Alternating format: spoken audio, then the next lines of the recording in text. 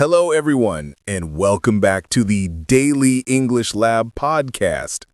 Remember when your English teacher told you never to start a sentence with and or but? Or that you absolutely cannot split infinitives? Or that ending a sentence with a preposition is grammatically wrong? Here's the truth. Your teacher lied to you. Or more accurately, they taught you outdated, invented rules that native English speakers break constantly. These fake rules have been holding you back, making you sound stiff and unnatural, and preventing you from speaking English the way native speakers actually do. You've been following rules that don't exist, worrying about mistakes that aren't mistakes, and avoiding perfectly correct English because someone told you it was wrong. In the next 25 minutes, I'm going to expose 7 completely fake grammar rules that you've been following unnecessarily, show you why they're wrong, and teach you what native speakers actually do. Ready to unlearn the lies and start speaking real English? Let's break these fake rules together. Hey everyone, welcome back once again to the Daily English Lab podcast. I'm your English coach, and today we're doing something that might shock you, debunking grammar rules that you've believed your entire English learning journey. So here's why this matters more than you think. Many English rules aren't actually rules. They're preferences, superstitions, or outdated guidelines that someone made up decades or centuries ago. But they've been taught as absolute law in textbooks and classrooms worldwide. As a result, millions of English learners speak in an unnecessarily formal, rigid way that makes them sound like Victorian-era scholars instead of modern, natural speakers. The irony: native speakers break these rules constantly in conversation, in writing, in professional settings, everywhere. If you follow these fake rules religiously, you won't sound more correct. You'll just sound outdated and unnatural. Today, I'm going to expose 7 of the most commonly taught fake rules. For each one, I'll show you what the fake rule claims, why it's wrong, what native speakers actually do, and how you can use this freedom to sound more natural and fluent. The 7 fake rules we're debunking: never start sentences with and or but, never split infinitives, never end sentences with prepositions, never use they as a singular pronoun, always use whom instead of who in object position, never use contractions in formal writing, and never start sentences with because.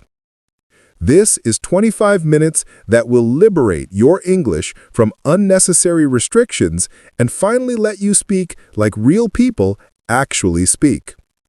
Before we start, tell me in the comments, which grammar rule frustrates you the most? Which one makes you hesitate before speaking? Let me know. And if you're ready to stop following fake rules and start speaking natural English, hit that subscribe button and like this video. I create content specifically to help you sound like a native speaker, not a textbook. All right, let's expose these grammar lies. Fake rules 1 and 2 are closely related. Never start sentences with and never start sentences with but. These are perhaps the most widespread fake rules in English teaching, and they're completely baseless. If you avoid starting sentences with and or but, you're missing powerful tools for creating flow, emphasis, and natural rhythm in your English. Native speakers use these sentence starters constantly in speech and writing. Avoiding them makes you sound choppy and unnatural. The mistake is treating these coordinators as inferior or incorrect sentence starters. Teachers often tell students these words can only connect clauses within sentences. This is arbitrary and false. And but are perfectly legitimate sentence starters that create rhetorical effect and conversational flow. Let me show you how native speakers actually use these words to start sentences. Example 1. Emphasis through and. Without sentence initial and. I studied for weeks. I practiced every day. I gave it my absolute best effort. With sentence initial and. I studied for weeks. I practiced every day. And I gave it my absolute best effort. See the difference? The and creates emphasis and builds to a climax. It's more powerful, not less correct. Example 2. Contrast with but. Without. I understand your point. I disagree with your conclusion. With. I understand your point, but I disagree with your conclusion. The but at the beginning creates a stronger contrast and makes the disagreement more emphatic. This is better English, not worse. Example 3. Professional writing. Look at this passage from a published business book. The market was unstable. Investors were nervous, but we saw an opportunity. Sentence initial but in professional published work because it's correct. Example 4. Conversational English. Native speaker, I tried to call you yesterday, but your phone was off, and I couldn't reach you any other way. Two sentences starting with coordinators in natural conversation. This is how people actually talk. Right? Here's the truth. Starting sentences with and or but has been done by respected writers for centuries. Shakespeare did it. Modern professional writers do it. It's not wrong. It's a stylistic choice that often improves your English. Right now, try rewriting these sentences to start with and or but for better flow. Original. I wanted to go to the party. I was too tired. Improved. I wanted to go to the party, but I was too tired. Original. She studied hard. She practiced daily. She achieved her goal. Improved. She studied hard. She practiced daily, and she achieved her goal. Feel how the coordinators create rhythm and emphasis? Remember this. If you can find these sentence starters in professional books, respected newspapers, and academic journals, they're obviously not wrong. Next time someone tells you not to start with and or but, ask them to find this rule in an actual grammar reference book. They won't find it because it doesn't exist. I had a student who was writing a university essay and agonizing over every sentence that naturally wanted to start with but. She kept restructuring sentences awkwardly to avoid it. I showed her 3 academic articles from top journals, all using sentence initial but and. She was shocked. Her professors used these starters constantly in their own writing, but it taught her not to. Once she realized the rule was fake, her writing became much more natural and powerful. Sentence starter question. Were you taught never to start sentences with and or but? Did you believe this rule? Let me know in the comments if this revelation surprises you. Starting sentences with coordinators is fine, but there's another fake rule that's even more absurd, the supposed ban on split infinitives. And yes, I just started 2 sentences with but and deliberately. Let's tackle split infinitives next. Fake rule number 3, never split an infinitive.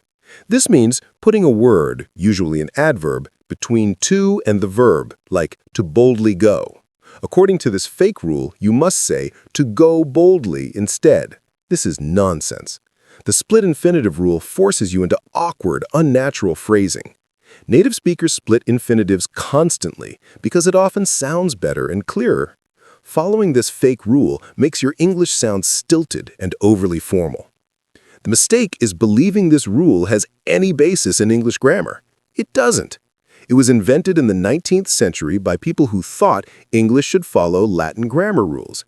But English isn't Latin, and this rule has never been legitimate. Let me show you why split infinitives are not only acceptable, but often preferable. Example 1, the famous split infinitive. Star Trek opening. To boldly go where no man has gone before. This is one of the most famous lines in television history. According to the fake rule, it should be to go boldly or boldly to go. Try saying those alternatives. They sound terrible. The split infinitive is clearly superior. Example 2. Clarity and emphasis. Unsplit, awkward. I want really to understand this concept. Split, natural.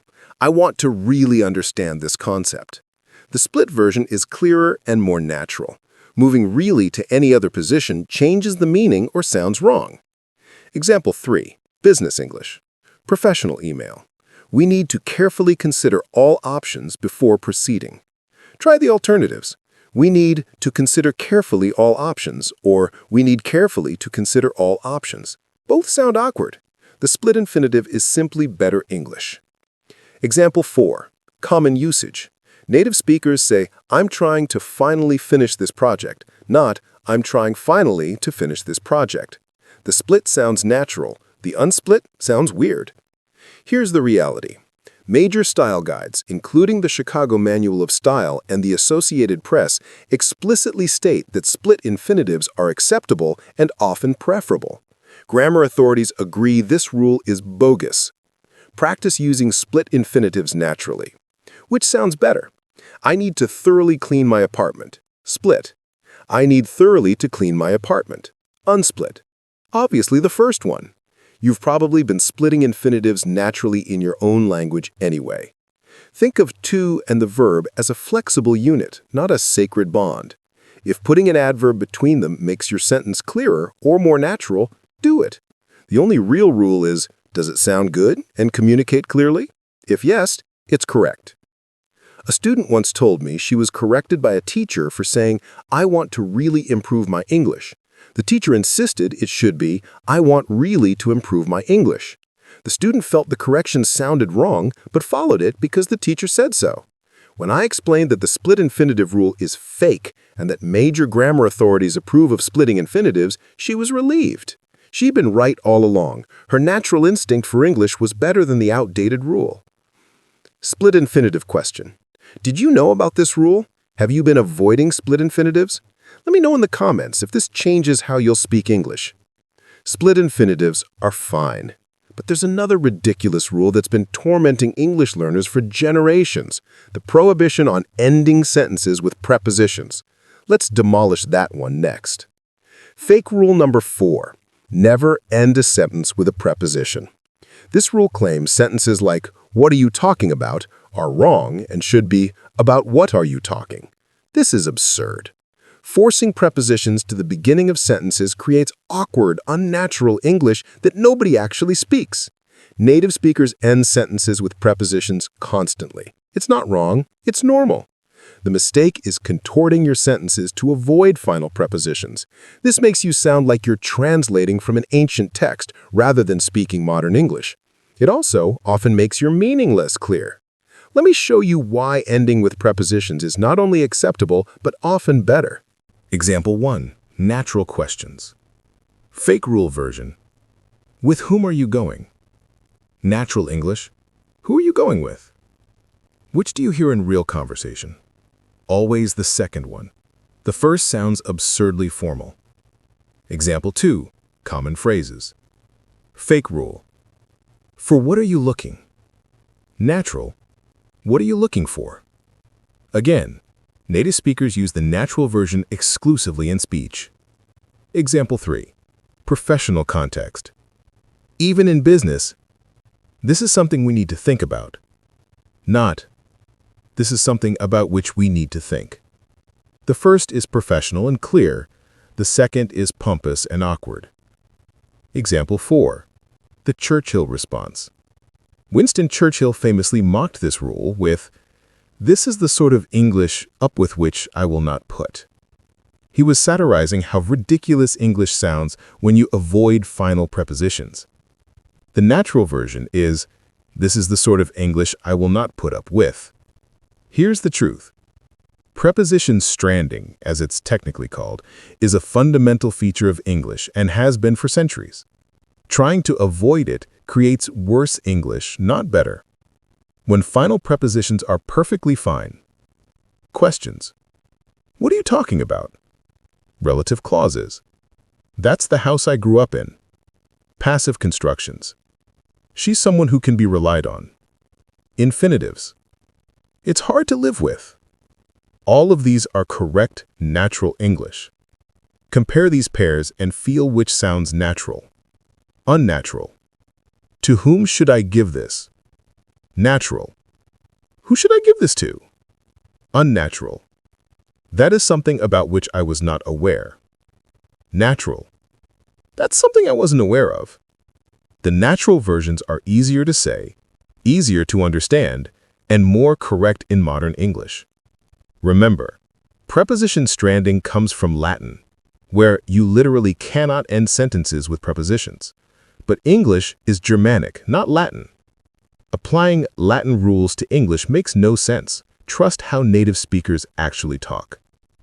I once watched a student give a presentation where he clearly wanted to say, "This is what I'm going to talk about," but remembering the fake rule, he said, "This is that about which I am going to talk." The audience visibly cringed. It sounded pretentious and awkward. After the presentation, I explained that the natural version was not only acceptable, but preferred. He was so relieved. The fake rule had made him sound worse, not better, in a professional setting. Preposition question. Have you been restructuring sentences to avoid ending with prepositions? How awkward has that been? Share your experiences in the comments. Ending with prepositions is fine. But there's a newer controversy that's driving people crazy. Singular they. Some teachers say it's wrong. They're incorrect. Let's address that next. Fake rules 5 and 6 involve pronouns and formality. Rule 5. Never use they as a singular pronoun. Rule 6. Always use whom in object position, never who. Both of these are either outdated or were never real rules to begin with. Language evolves. Clinging to outdated rules or pseudo-rules makes you sound out of touch and creates unnecessary complexity. Understanding how modern English actually works makes you sound natural and contemporary. The mistake is treating language as static. English changes, and what was considered mandatory 50 years ago might be optional or obsolete now. Singular they is now standard. Whom is nearly extinct in spoken English. Let me break down both of these issues. Fake Rule 5. Singular they. Traditional teaching, everyone should bring his book, or everyone should bring his or her book. Modern reality, everyone should bring their book. Singular they has been used by great English writers for centuries, including Jane Austen and Shakespeare. It's grammatically accepted by major dictionaries and style guides. Saying their for singular indefinite pronouns is not wrong. It's standard English. Example 1. Someone left their umbrella here. Example 2. If a student needs help, they should ask. Example 3. Each person can make their own choice. All of these use singular they, and all are correct. Additionally, singular they is essential for non-binary individuals who use they-them pronouns. Example 6. Who versus whom. Traditional teaching, whom did you call? To whom it may concern. Modern reality, native speakers almost never use whom in speech. Who did you call is standard. Whom sounds overly formal and outdated. Example 1. Formal written, to whom it may concern. Spoken, who should I address this to? Example 2. Who are you talking to is far more common than to whom are you speaking? Example 3. Who should I give this to versus whom should I give this to? Only the first sounds natural.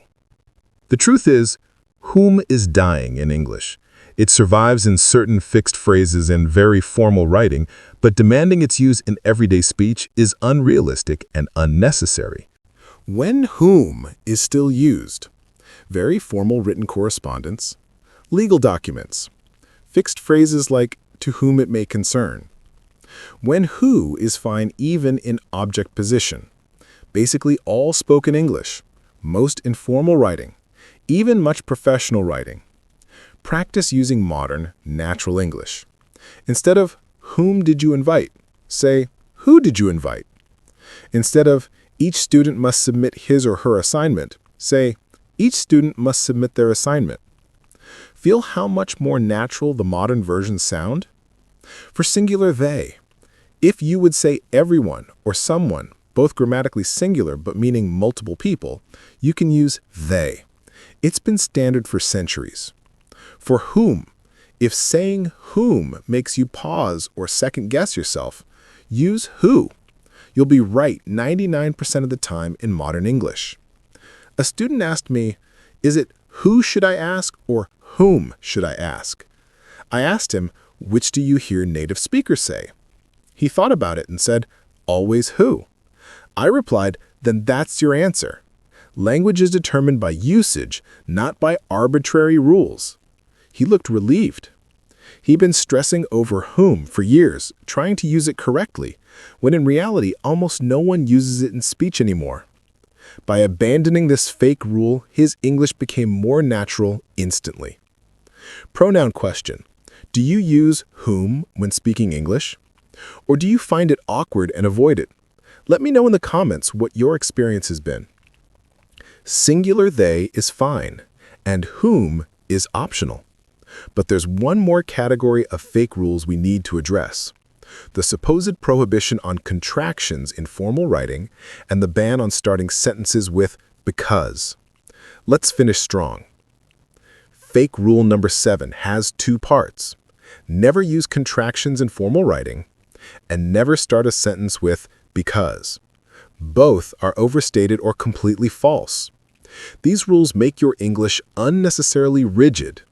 Contractions can be appropriate even in formal contexts, and starting with because is perfectly grammatical when done correctly.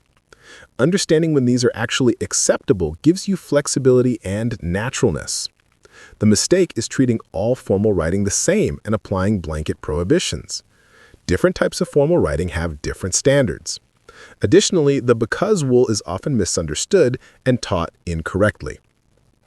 Let me clarify both of these issues. Contractions in formal writing. Traditional teaching. Never use contractions, can't, won't, it's in formal writing. Modern reality. Contractions are acceptable in many types of professional writing, including business emails, blog posts, articles, and even some academic writing. They're avoided in very formal documents like legal contracts or academic research papers, but that's a small subset of formal writing. Example 1, professional email. We can't proceed without your approval. Please let us know if there's anything we can do to expedite the process. Contractions here make the email sound professional but approachable, which is appropriate for modern business communication. Example 2, business article. The company isn't willing to compromise on this issue. It's a matter of principle. Modern professional writing often uses contractions for readability and tone. The key is know your audience and purpose. Very formal academic or legal writing, avoid contractions. Business communication, professional blogs, corporate communications, contractions are often fine and even preferred for a warmer tone. Starting sentences with because. Traditional teaching. Never start a sentence with because. Reality, you can start with because, but you need to include a main clause.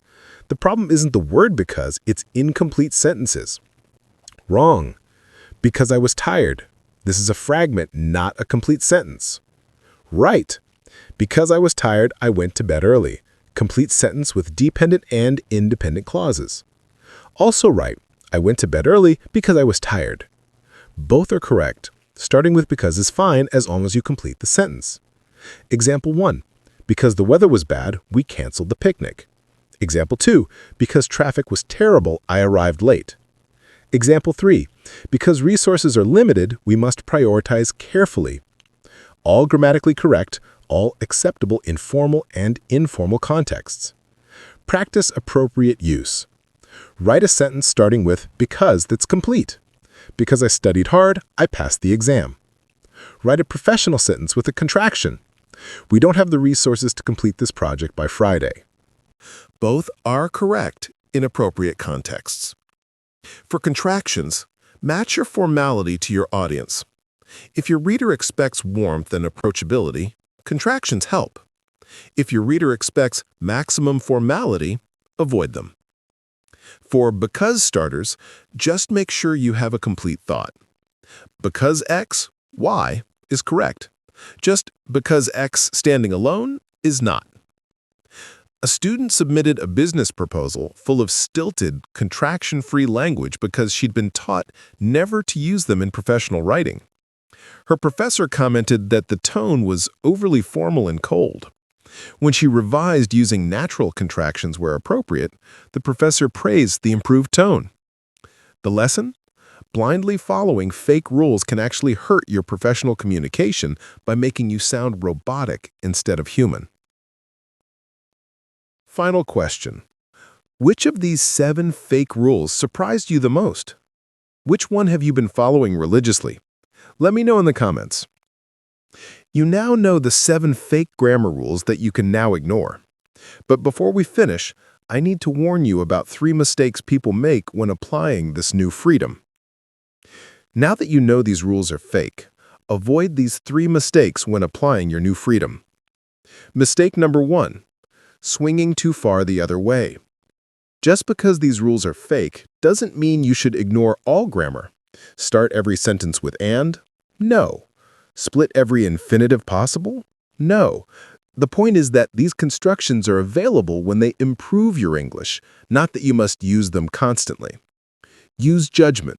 These tools should make your English better, not worse. Mistake number 2. Using inappropriate formality in the wrong context. Yes, contractions can be used in some formal writing, but know your context.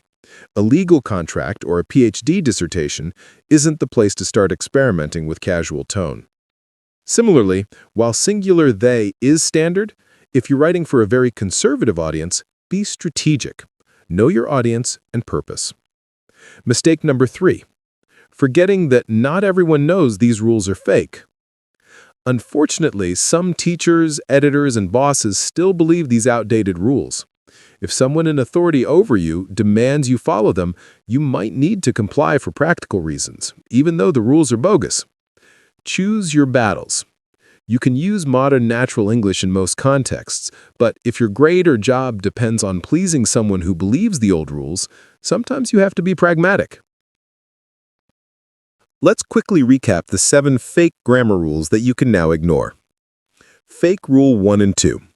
Never start sentences with and or but. Reality? You absolutely can, and it often creates better rhythm and emphasis. Fake rule 3. Never split infinitives. Reality? Split them when it sounds better. To boldly go is perfect English. Fake rule 4. Never end sentences with prepositions. Reality? Preposition stranding is normal, natural English. Who are you talking to is correct. Fake rule 5. Never use singular they. Reality? Singular they is standard English accepted by all major authorities. Fake rule 6. Always use whom in object position. Reality? Whom is dying. Who is fine in almost all modern contexts. Fake rule 7. Never use contractions in formal writing and never start with because. Reality? Contractions are fine in many professional contexts. Because starters are fine when sentences are complete. You're now liberated from fake rules. Speak and write natural modern English without unnecessary guilt or restriction. You just learned that 7 grammar rules you've been following are completely fake. Your English teachers weren't trying to mislead you. They were taught these rules too. But now you know better, and you can speak more naturally and confidently. Here's your action step. Choose one of these fake rules you've been following and consciously break it in your English this week. Comment below which rule you're breaking free from. If this video liberated you from unnecessary grammar restrictions, smash that like button and subscribe. Next week, I'm revealing the vocabulary hack that will make you sound 50% more sophisticated without memorizing lists. You don't want to miss that. Remember, grammar rules should help you communicate clearly, not restrict you unnecessarily. These 7 fake rules have been limiting you. Now, you're free. Stop following fake rules, start speaking real English. I'll see you in the next video. Until then, keep learning, keep questioning, and keep speaking natural, modern English. Let's master real English together, one fake rule at a time.